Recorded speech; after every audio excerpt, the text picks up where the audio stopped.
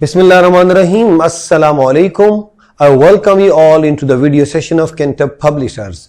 Before going into the topic, let's make sure कि आपके पास general science की book grade 2 की मौजूद है और बहुत अच्छा होगा अगर आपके पास वर्क बुक भी हो, क्योंकि सारे वर्कशीट जितने कॉन्सेप्ट्स हैं, एक्टिविटीज हैं, ये सारी की सारी साइंस वर्क बुक में दी हुई है और इसके अलावा समर पैक भी अवेलेबल है। अगर आपके पास हो तो जितना समर वेकेशन टास्क है वो आप इस बुक के अंदर कर सकेंगे।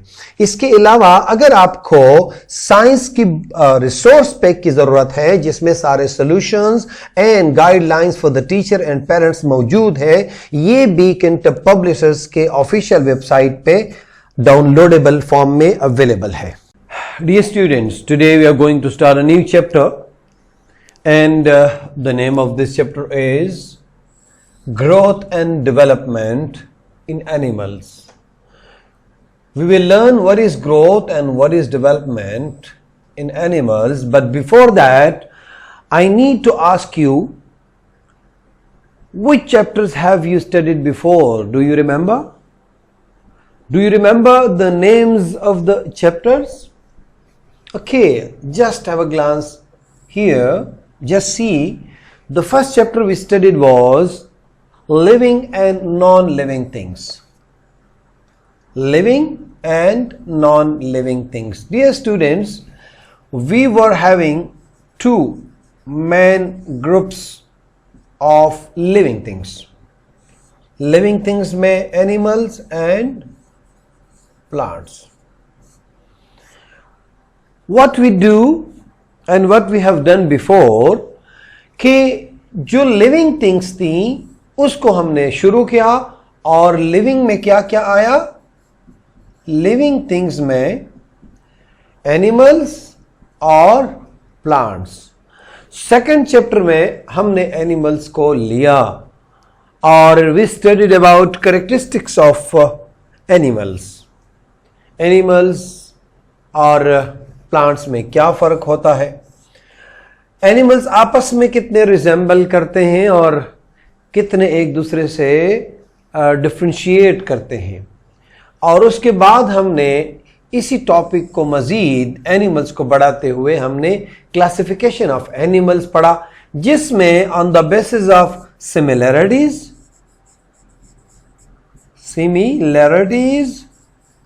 एंड डिफरेंसेस की बुनियाद पे हमने इनको क्या कर दिया, मुख्तलिफ ग्रुप्स में रख दिया।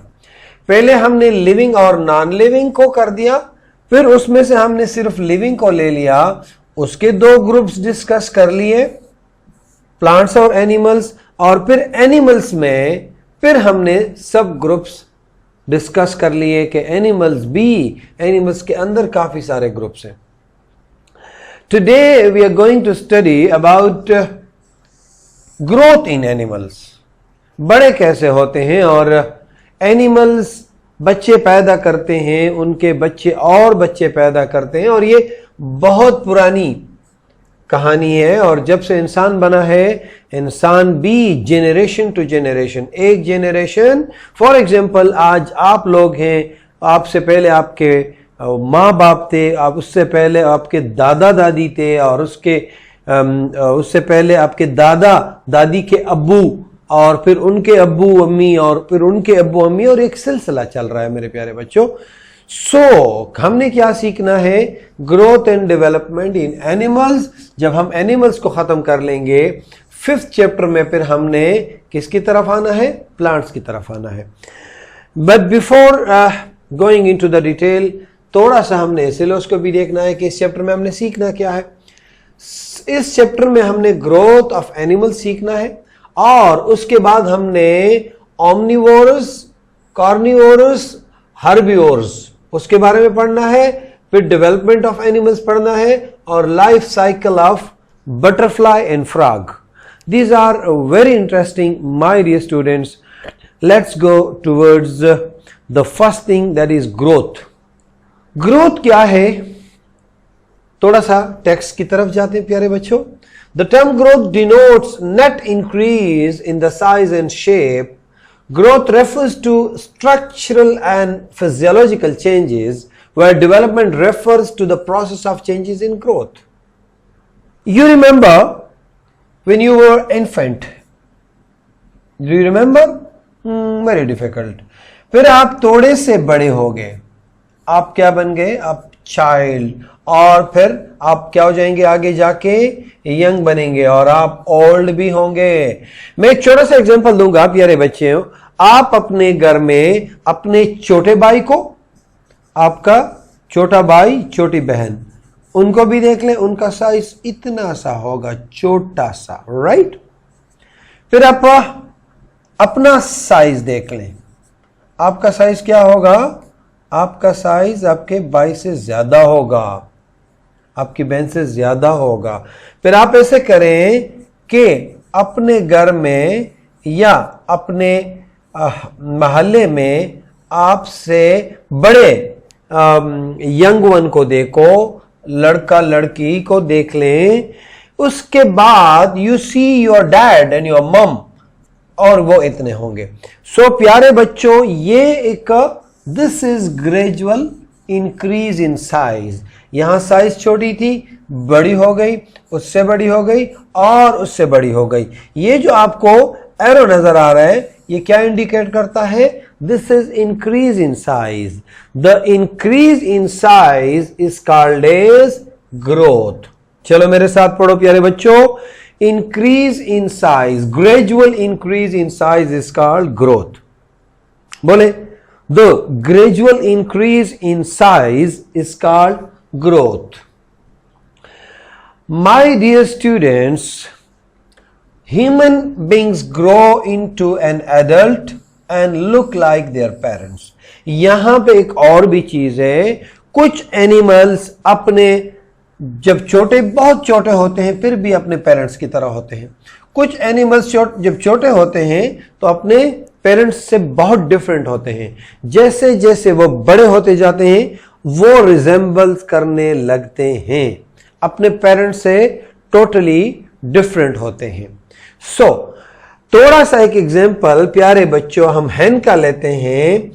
और हेन वो एनिमल है कि जो पहले अंडे देती है, फिर अंडे से चूजा निकलता है, यानी हैचिंग हो जाती है, और उससे चिक बनता है, और चिक रफ्ता रफ्ता बड़ा होके फिर क्या बनता है? एडल्ट हेन बनता है।